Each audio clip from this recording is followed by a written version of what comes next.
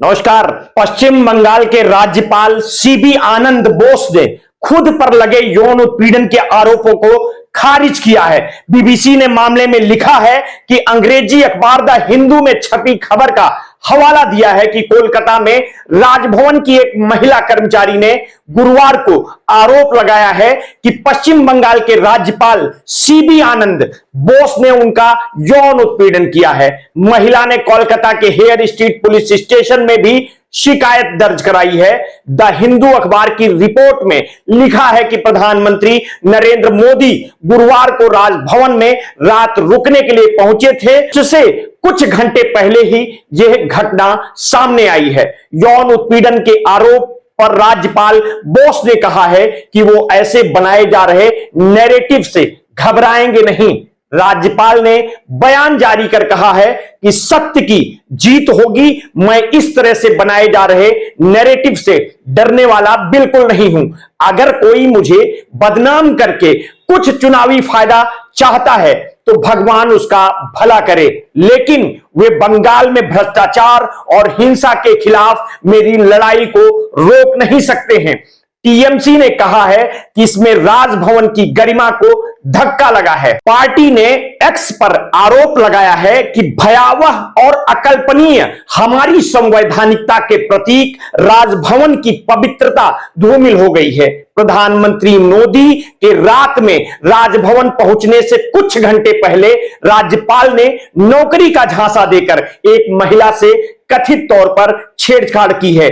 Party ने कहा है कि बिना देरी और टाल मटोल के इस मामले में जल्दी से जल्दी न्याय मिलना चाहिए। द हिंदू की रिपोर्ट में सूत्रों के हवाले से लिखा गया है कि महिला 2019 से राजभवन में संविदा कर्मचारी है। उन्होंने राज्यपाल पर 2 मौके पर यौन उत्पीड़न का आरोप लगाया है।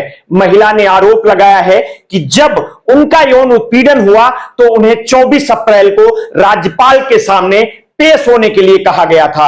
महिला ने अपनी शिकायत में आरोप लगाया है कि उन्हें गुरुवार को भी ऐसी ही स्थिति का सामना करना पड़ा, जिसके बाद उन्होंने पुलिस से संपर्क किया। संविधान का अनुच्छेद 361 राज्यपाल को किसी भी आपराधिक कार्रवाई से छूट देता है। कोलकाता पुलिस के सूत्रों ने अखबार को बताया है कि अधिकारी इस मुद्दे पर कानूनी राय ले रहे हैं।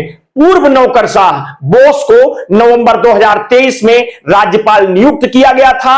राज्यपाल और ममता बनर्जी सरकार के रिश्ते अच्छे नहीं रहे हैं। दोनों के बीच कई मुद्दों पर बीते दिनों टकराव देखा गया है। हाल ही में वाइस चांसलर पद पर राजभवन और ममता सरकार आमने सामने थी।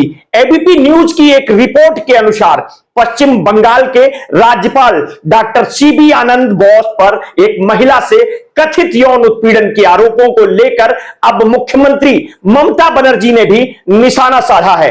उन्होंने कहा है कि यह घटना हृदय विदारक है। उन्होंने सीधे तौर पर राज्यपाल पर ऐसा करने का आरोप लगाया है और कहा है कि लड़की डरी हुई है।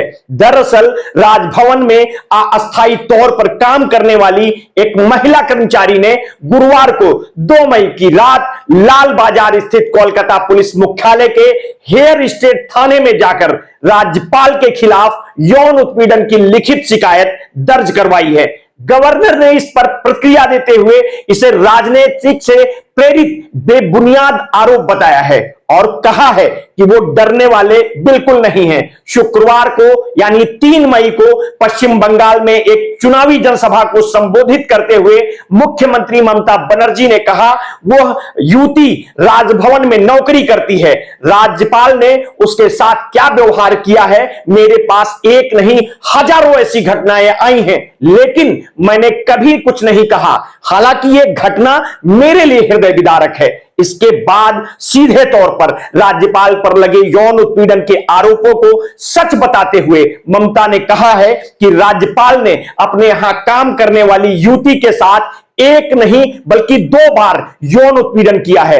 ममता ने कहा मैंने उसका लड़की का रोना देखा है, मेरे पास उसका वीडियो आया है और कल यानी गुरुवार को युवती ने बाहर निकलने के दौरान रोते हुए कहा था कि अब मैं राजभवन में नौकरी करने नहीं जाऊंगी। वो डर रही है, कभी भी उसे बुलाकर खराब व्यवहार कर सकते हैं, अपमान कर सकते हैं। न्यूज एजेंसी पीटीआई ने राजभवन के सूत्रों के हवाले से कहा है कि महिला कर्मचारी अपने कथित प्रेमी, जो राजभवन का कर्मचारी भी है, की मदद से शिकायतों को भारत के निर्वाचन आयोग को भेजे जाने से रोक रही थी। राजभवन के एक अधिकारी ने कहा है कि जब महिला को इसके लिए डांटा गया तो उसने बाहर जाकर छेड़छाड़ का आरोप लगाया है। राजभवन से जारी एक अलग बयान में कहा गया है कि राज्यपाल ने मानहानि और संविधान विरोधी बयानों को लेकर पश्चिम बंगाल की मंत्री चंद्रिमा भट्टाचार्य के कोलकाता, दार्जिलिंग और बैरकपुर के राजभवन परिसरों में प्रवेश पर प्रतिबंध लगा दिया है। बयान में आगे कहा गया है कि राज्यपाल ने अपने कार्यालय को यह भी निर्देश दिया है कि वो मंत्री की उपस्थिति वाले किसी भी समारोह में भाग नहीं लेंगे। मंत्री के खिलाफ भावी कानूनी कदमों पर परामर्श के लिए भारत के अटॉर्नी जनरल से संपर्क स्थापित किया जा रहा है। इस बीच राजभवन परिसर में पुलिस के प्रवेश पर भी पूर्णतया रोक लगा दी गई है। अब आगे इस मामले में क्या कार्रवाई होती है, हम आपको अपडेट देते रहेंगे। आपने अगर अभी तक हमारे इस चैनल को सब्सक्राइब नहीं किया है तो कर लीजिए, और अगर स्टोरी आपको सही लगे तो अपने हित मित्र शुभचिंतकों में इसे शेयर कर दीजिए। चुनावी अपडेट के लिए हमारे साथ बने रहिए, हम आपको वीडियो फॉर्मेट में चुनावी अपडेट देते रहेंगे। बहुत बहुत धन्यवाद, साधुवाद।